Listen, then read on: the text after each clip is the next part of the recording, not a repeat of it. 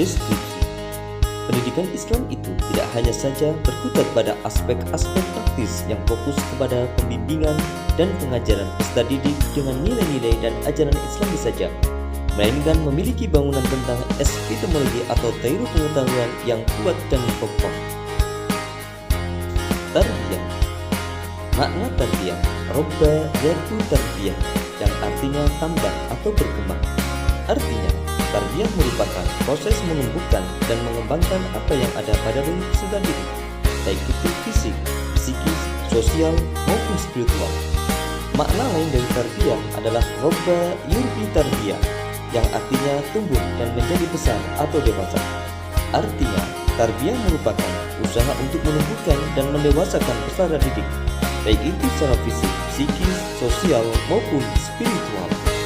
Makna tarbiyah yang ketiga, robba yarbu tarbiyah, yang artinya aslah atau memperbaiki, memelihara, merawat, mengasuh, mengatur, dan menjaga kelestarian maupun eksistensinya. Penggunaan asal kata tersebut terdapat dalam beberapa surat Al-Quran, di antaranya surat Al-Isra ayat 24. Wa qur rabbirhamhuma kama rabbayani shaghira. Artinya, wahai Tuhanku, kasihilah mereka keduanya sebagaimana mereka berdua telah mengasihiku waktu kecil. Yang kedua, ta'lim. Kata ta'lim berasal dari kata 'allama yu'allimu ta'lim, yang artinya mengajar yang bersifat menyampaikan pengertian, pengetahuan, dan keterampilan. Sebagaimana disebutkan dalam surat Al-Baqarah ayat 31, wa 'allama Adama al-asma'a kullaha, dan dia mengajarkan kepada Adam nama-nama benda-benda seluruhnya. Yang ketiga, ta'tib. Kata ta'tib artinya pelatihan dan pembiasaan. Istilah ta'tib memiliki beberapa kata dasar.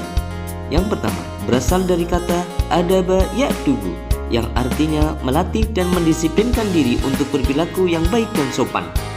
Makna yang kedua berasal dari kata adaba ya'dibu, artinya mengadakan pesta atau jamuan atau berbuat dan berperilaku sopan.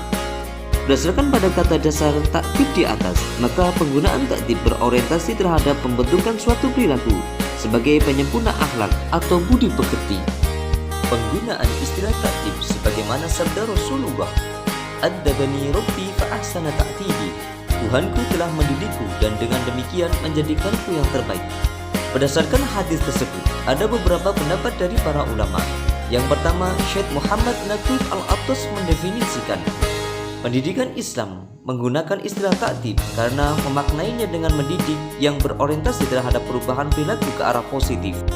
Al-Attas mendefinisikan pendidikan Islam menggunakan istilah ta'tib yang di dalamnya telah mencakup semua aspek, baik pengajaran, pengetahuan, maupun pengasuhan. Kesimpulan: 1. Taklim berorientasi pada pengajaran. Dengan kata lain, seorang guru hanyalah sebagai si penyampai ilmu pengetahuan. Setelah menyampaikan, guru tidak lagi mengetahui dan bertanggung jawab terhadap ilmu yang telah diterima muridnya. Yang kedua, ranah yang ditekankan pada konsep taklim adalah kognitifnya. Prosesnya hanya pada saat bertatap muka atau melakukan aktivitas pembelajaran. Yang ketiga, ta'tib berorientasi pada pendidikan dan pelatihan. Yang keempat, cakupan konsep ta'tib lebih luas dibandingkan taklim, karena selain mengajar, guru juga dituntut untuk menanamkan nilai-nilai dalam aktivitas. Yang kelima, tarbiyah berorientasi pada pendidikan yang berkelanjutan, yaitu konsep jangka panjang dan dilakukan secara bertahap dan terus-menerus, atau berkelanjutan dalam kehidupan manusia. Yang keenam, cakupan tarbiyah lebih luas lagi dari ta'tib. Taklim dan ta'tib merupakan bagian proses tarbiyah.